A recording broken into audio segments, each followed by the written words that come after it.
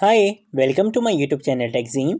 पिछली वीडियो में हम लोगों ने कंडीशनल लैंडिंग के बारे में पढ़ा था। हमने देखा था कि कंडीशनल लैंडिंग क्या है, कितनी टाइप्स की कंडीशनल लैंडिंग होती है, कैसे उन टाइप्स को इंप्लीमेंट कर सकते हो, क्या रिकमेंडेड टाइप है, क्या रिकमेंडेड टाइप नहीं है, कब कौन सी टाइप यूज़ करनी चाहिए। ये सारी चीज़ हम लोगों ने पिछली वीडियो में बहुत अच्छे से प्रैक्टिकल एग्जाम्पल्स के साथ कवर करनी थी। अगर आप लोगों ने अभी तक पिछली वीडियो नहीं देखी तो काइंडली पिछली वीडियो को ज़रूर देख लेना।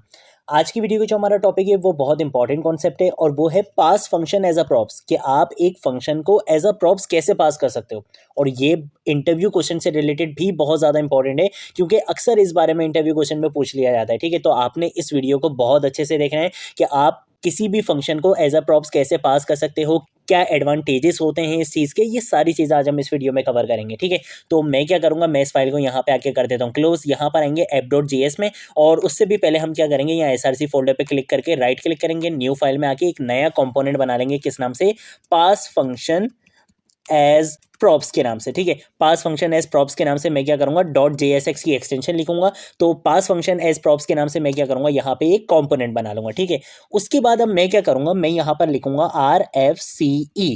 जैसे ही मैं RFCE लिखूंगा और एंटर प्रेस करूंगा तो देखो यहाँ पर मेरे पास पूरा मेरा फंक्शनल कंपोनेंट बनाकर दे दिया है रिएक्ट ने। ठीक है, और यहाँ पर देखो जो मैंने अपनी फाइल का नाम रखा था वो उसी नाम से मेरा यहाँ पे कंपोनेंट बन चुका है। रिटर्न स्टेटमेंट, डिव आ चुका है, यहाँ पे एक्सपोर्ट डिफॉल्ट, सारी चीज़ें इसने करके दे दी हैं। आप में से हो सकता है बहुत सारे लोगों के पास ये चीज़ नहीं चले। क्यों नहीं चलेगी? क्योंकि आपके पास वो एक्सटेंशन इंस्टॉल नहीं होगी। अगर इंस्टॉल है पहले से तो बहुत अच्छी बात है, नहीं है तो आपने सिंपल क्या करना है, आपने यहाँ पर आना है और यहाँ पर आकर आपने लिखना है ES7। जैसे ही आप ES7 लिखोगे तो आपके पास यहाँ पर एक एक्सटेंशन दिखेगी, ES7 plus react Redux react native snippets, ये वाली एक्सटेंशन।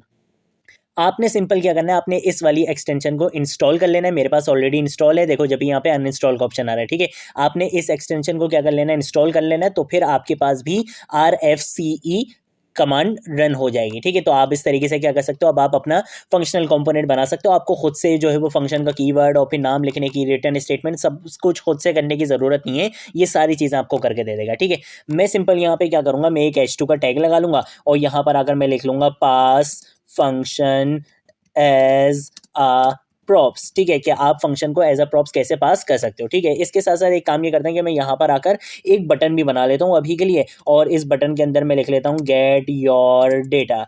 एक काम ऐसे कर लेते हैं। ठीक है, अब मैं क्या करूँगा, मैं यहाँ पर आऊँगा अपनी app.js की फाइल में, और यहाँ पर आकर सबसे पहला काम तो मैं ये करूँगा कि मैं अपने इस कंपोनेंट को यहाँ पर कॉल करवा लूँगा। तो उसके लिए मैं क्या करूँगा, मैं यहाँ पर आकर लिखूंगा पास फंक्शन एज प्रॉप्स। जैसे ही एंटर प्रेस करूँगा तो देखो यहाँ पर ये क्या हो चुका है, इंपोर्ट हो चुका है। इसने बोला कि भाई इस फंक्शनल कंपोनेंट को, किस फंक्शनल कंपोनेंट को, पास फंक्शन एज अ प्रॉप्स नाम से ये जो फंक्शनल कंपोनेंट बना हुआ है इसको इंपोर्ट करा लो। कहाँ मिलेगा ये मिलेगा इसी डायरेक्टरी के अंदर। एक कंपोनेंट बना हुआ है पास फंक्शन एज अ प्रॉप्स के नाम से, ये रहा। कहाँ है वो, चलो देख लेते हैं जरा, वो रहा, ये रहा। ठीक है, यहाँ आपको ये फंक्शन मिलेगा। आपने क्या करना है, इसको इंपोर्ट करा लो। यहाँ पे मैंने इसको क्या कर लिया, कॉल करवा लिया। ठीक है, कंट्रोल ऐसे सेव करूंगा, यहाँ पर आकर एक कमांड लिखूंगा npm स्टार्ट की कमांड, जिससे मेरा ये प्रोजेक्ट 3000 पोर्ट पे मेरे वेब ब्राउजर पे रन कर दिया जाएगा। तो देखो यहाँ पर आ चुका है, this is my app.js file. ये कहाँ से आ रहा है, ऐप कंपोनेंट से आ रहा है। और ये मेरे पास आ रहा है पास फंक्शन एज अ प्रॉप्स, और एक बटन ये कहाँ से आ रहा है, मेरे पास फंक्शन एज अ प्रॉप्स वाले कंपोनेंट से आ रहा है। ठीक है, तो ये दोनों चीज़ें तो हमने देख ली। अब जब हमने प्रॉप्स का कॉन्सेप्ट पढ़ा था तब मैंने आपको बताया था कि जब भी आप एक कॉम्पोनेंट बनाते हो, ठीक है, ये मेरा कॉम्पोनेंट है, इस कॉम्पोनेंट को मैंने एक्सपोर्ट कराया और यहाँ पर इम्पोर्ट कराया। तो जहाँ पर मैं इम्पोर्ट कराता हूँ, जिस कंपोनेंट में मैं इंपोर्ट कराता हूँ, वो मेरा क्या होता है, पेरेंट कंपोनेंट होता है। तो यहाँ पे पेरेंट कंपोनेंट कौन है, ऐप कंपोनेंट मेरा पेरेंट कंपोनेंट है। और चाइल्ड कंपोनेंट कौन है, पास फंक्शन एज अ प्रॉप्स मेरा क्या है, चाइल्ड कंपोनेंट है। तो अगर मुझे कोई भी प्रॉप सेंड करना होगा तो मैं क्या करूंगा, पेरेंट कंपोनेंट से चाइल्ड कंपोनेंट में कोई भी क्या कर दूंगा, प्रॉप सेंड कर सकता हूं। ठीक है, तो अब यहाँ पे हम क्या सीखने वाले हैं, प्रॉप्स हमने सिंपल तो प्रॉप्स हमने देख लिए थे कि आप कैसे सेंड कर सकते हो। यहाँ हम ये देखेंगे कि अगर आपका जो प्रॉप है वो क्या होगा, एक फंक्शन होगा, तो उसको आप कैसे पास कर सकते हो। तो उसके लिए मुझे क्या करना पड़ेगा, यहाँ पर आकर सबसे पहले तो मुझे एक फंक्शन बनाना पड़ेगा। ठीक है, क्योंकि यही मेरा पेरेंट है, पेरेंट से ही मैं क्या करूंगा, चाइल्ड में प्रॉप सेंड करवाऊंगा। तो मैं यहाँ पर आकर लिखूंगा फंक्शन, फंक्शन का कीवर्ड लिखूंगा, उसके बाद गेट डेटा के नाम से क्या करूंगा, एक फंक्शन बना लूंगा। आप किसी भी नाम से कोई भी फंक्शन बना सकते हो। और इसके अंदर मैं सिंपल सा एक मैसेज लिख लूंगा अलर्ट के अंदर, और अलर्ट के अंदर मैं यहाँ पे मैसेज लिख लूंगा hello from app dot GS, ठीक है, इस तरीके से यहाँ पे लिख लेते हैं। और ऐप का एक काम ये करते हैं कि P जो है वो स्मॉल रख लेते हैं, ऐसे अच्छा नहीं लग रहा, तो यहाँ पे मैंने एक अलर्ट मैसेज यहाँ पे लिख लिया। अब मैं क्या करूँगा, इस फंक्शन को एज अ प्रॉप्स पास करवाऊंगा, कहाँ पे, इस चाइल्ड कंपोनेंट में। तो उसके लिए मैं क्या करूँगा, यहाँ पे मैं क्या करूँगा, अपने प्रॉप का नाम बता दूंगा। मैं फॉर एग्जाम्पल लिख दूंगा डेटा, आप किसी भी नाम से बना सकते हो, जरूरी नहीं है कि आप भी डेटा ही लिखो। उसके बाद मैं क्या करूँगा, किसको पास करवाऊंगा, इस गेट डेटा को पास करवा दूंगा। तो कंट्रोल C करूँगा और यहाँ आके कंट्रोल V से पेस्ट कर दूंगा। तो ये क्या होगा, अब ये यहाँ पर मेरे चाइल्ड कंपोनेंट में पास करवा दिया है। अब वहां पे मैं क्या करूंगा, इसको कैच करूंगा। कैच करने के लिए मुझे यहाँ पे बोलना पड़ेगा कि भाई तुम्हारे पास आएगा एक प्रॉप्स। तो मैं यहाँ पर आकर लिख दूंगा क्या, मैं यहाँ पे आगे लिख दूंगा प्रॉप्स, सिंपल, ठीक है। यहाँ पे मैंने प्रॉप्स लिखा। उसके बाद मैं यहाँ पे क्या करूंगा, बटन क्लिक पे मैं एक इवेंट लिस्टनर लगा लूंगा क्लिक का, कि भाई जब बटन पे क्लिक किया जाए तब आपने क्या करना है, उस डेटा को लेकर आना है, ठीक है।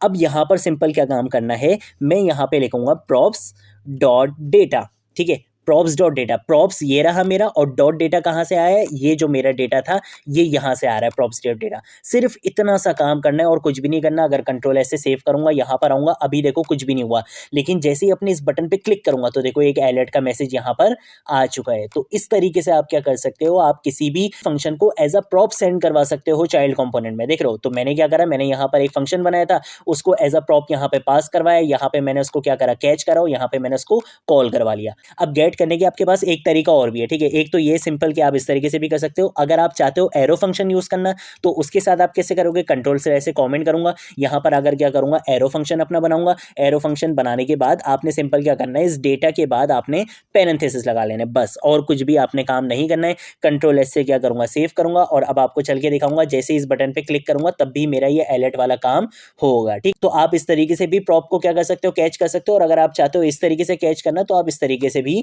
कर सकते हो, ठीक है। तो ये दोनों चीजें काम करती हैं, मैंने आपको करके दिखा दिया है। अब ऐसा करते क्यों है यार, अगर मैं चाहता तो मैं ये वाला फंक्शन जो मैंने यहाँ पर बनाया है, अगर मुझे इसी कंपोनेंट के अंदर पास करवाना था, तो मैं ये फंक्शन डायरेक्ट यहाँ पर भी तो बनाकर यूज कर सकता था। इसके लिए मैंने इस कंपोनेंट में क्यों बनाया, और फिर मैंने फंक्शन को एज अ प्रॉप्स क्यों पास करवाया, इसकी जरूरत ही क्यों पड़ी। और यही चीज इंटरव्यू क्वेश्चन में पूछ ली जाती है। आपको एक सिनेरियो दे दिया जाता है कि यार अगर मेरे पास 3 चाइल्ड कंपोनेंट है, तीनों को क्या चाहिए, सेम फंक्शन चाहिए, ठीक है। जैसे मैंने यहाँ पर एक फंक्शन बनाया था गेट डेटाग्राम से।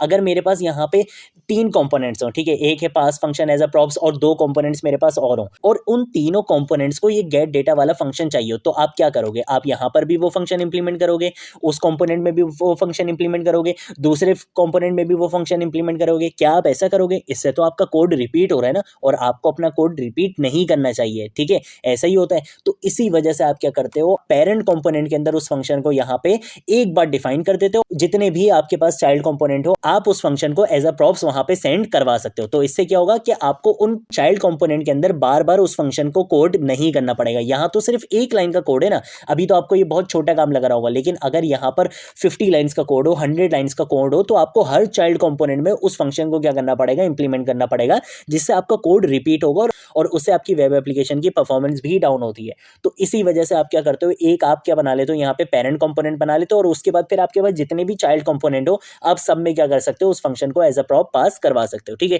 मैं आपको एक और करके दिखा देता हूँ। मैं यहाँ पे सिंपल एक काम ये करता हूँ कि यहाँ पे एक नया कंपोनेंट बना लेता हूँ, और उस नए कंपोनेंट का नाम यहाँ पे रख लेते हैं न्यू, ठीक है, न्यू डॉट JSX रख लेंगे। और यहाँ पर आने के बाद मैं लिखूंगा RFCE।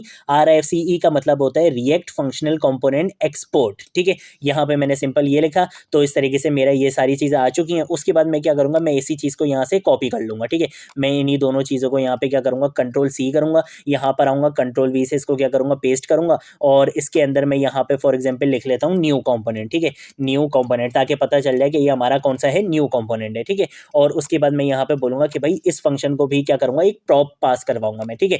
इतना करने के बाद मैं इस कंपोनेंट को यहाँ पर इंपोर्ट करा लूंगा, ठीक है। तो उसके लिए मैं क्या करूंगा, मैं यहाँ पर आकर लिखूंगा न्यू, और न्यू लिखने के बाद जैसे ही एंटर प्रेस करूंगा, तो ये मेरा न्यू कंपोनेंट भी यहाँ पे क्या हो चुका है, इंपोर्ट हो चुका है। अब मुझे क्या करना है, सेम ऐसे ही इसको भी क्या करना है, ये फंक्शन एज अ प्रॉप पास करवाना है। तो मैं इसी चीज को कंट्रोल C से कॉपी करूंगा, यहाँ पर लाकर कंट्रोल V से क्या कर दूंगा, पेस्ट कर दूंगा, कंट्रोल S से सेव करूंगा। और अब आपको चल के दिखाता हूँ। तो देखो, एक तो ये काम हो रहा था, देखो अब ये यहाँ पर आ रहा है, ठीक है। मैं दोबारा से आपको करके दिखा देता हूँ, मैं रिफ्रेश कर देता हूँ, बिल्कुल सही है चीजें, ठीक है। अगर मैं पास फंक्शन एज अ प्रॉप्स वाले बटन पे क्या करूंगा, क्लिक करूंगा, तब भी मुझे मेरा ये हेलो फ्रॉम app.js मिल रहा है, ठीक है। अगर मैं इस वाले बटन पे क्लिक करूंगा जो मेरे न्यू कंपोनेंट में बना हुआ है, अगर मैं इस पे क्लिक करूँगा तब भी मुझे hello from app.js मिल रहा है। तो इस तरीके से आप क्या कर सकते हो, आपने अपने फंक्शन का कोड सिर्फ एक बार किया और उसको एज अ प्रॉप्स आपने जो है वो जितने भी चाइल्ड कंपोनेंट में आप पास करवाना चाहो आप करवा सकते हो। तो देखो इजीली ये काम हमने यहाँ पर इंप्लीमेंट कर लिया है। तो ये कॉन्सेप्ट होता है किसका, पास फंक्शन एज प्रॉप्स का।